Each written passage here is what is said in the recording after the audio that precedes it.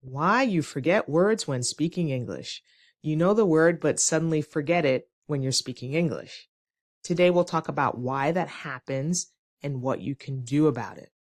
This is one of the most common problems English learners face, forgetting words in the middle of speaking. You know the word in your head, but it just disappears when you need it. You freeze. It's frustrating, but totally normal. So why does this happen? Let's look at the science. Experts explain that when we speak a second language, our brain is juggling a lot of tasks, a lot of things all at once. You're thinking about what to say. You're picking grammar. You're choosing vocabulary. And you're controlling pronunciation, all while listening to the other person. That's a lot to handle.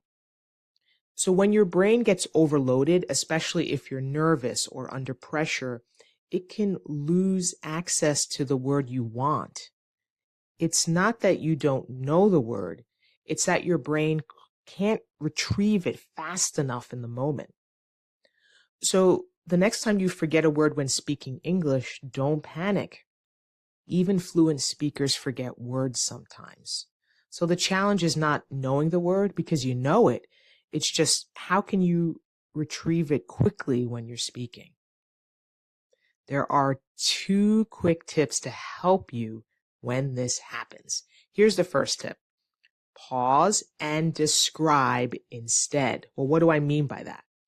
So if you forget a word, try describing it with similar language. It might take more words, but that's okay. You can still get your point across. You want to be understood. So for example, let's say you forget the word for pen, right? You forget the word for a pen. What can you say? You can say it's the thing you write with instead of struggling to remember pen. This keeps the conversation flowing, and usually the word does come back to you once your brain relaxes and you might remember the word later, but the other person understood what you meant. The second thing that you can do is practice speaking regularly.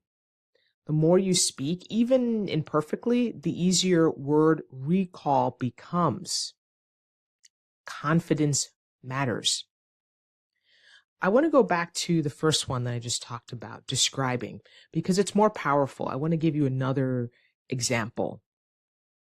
Let's say you want to put something away in your refrigerator, and you tell your friend, can you put this in the refrigerator for me? But you forget the word for refrigerator or fridge. What can you say? Can you put it in the appliance that keeps the food cold?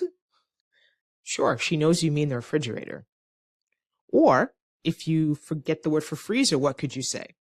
Can you please put it in the thing over there that keeps the food frozen? Oh, freezer.